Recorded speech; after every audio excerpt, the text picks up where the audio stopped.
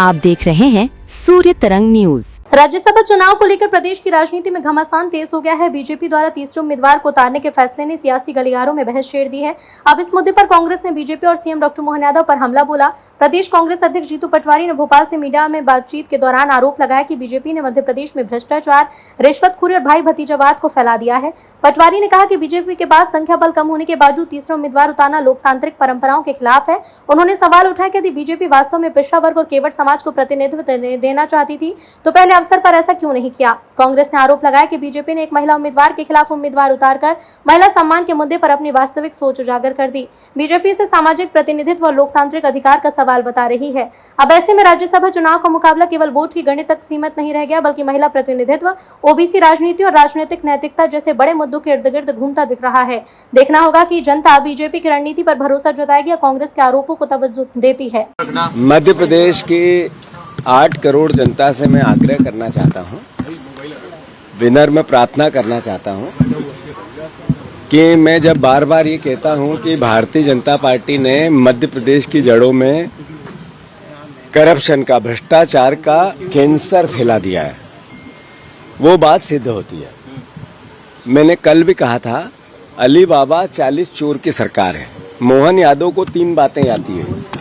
मोहन यादव को 3 बातें याद आती है। एक, करप्शन करना, दूसरा विज्ञापन देना, तीसरा केवल और केवल गालियां देना। लोकतंत्र की मूल मर्यादा है 10 विधायक कम थे, उसके ऊपर एक ओबीसी का केवट परिवार के साथी को इनने खड़ा किया, तीसरा कैंडिडेट, और किसके खिलाफ किया? एक महिला के, जो महिला आरक्षण को लेके ये लगातार विवाद कर रहे थे। इनका ये चेहरा मध्य प्रदेश की जनता देखे। दूसरा, उस ओबीसी के साथी को अगर आपको करना था तो फिर पहले नंबर पे क्यों नहीं किया? जो पंजाब का आदमी लेके आए और उसको आपने कैंडिडेट बनाया, उसकी जगह क्यों नहीं किया? मतलब ओबीसी का 27% आरक्षण नहीं देना है और ओबीसी के साथी को चुनाव भी लड़ाना है तो तीसरे नंबर पे हारने के लिए। ये भारतीय जनता पार्टी का चाल चरित्र और चेहरा है।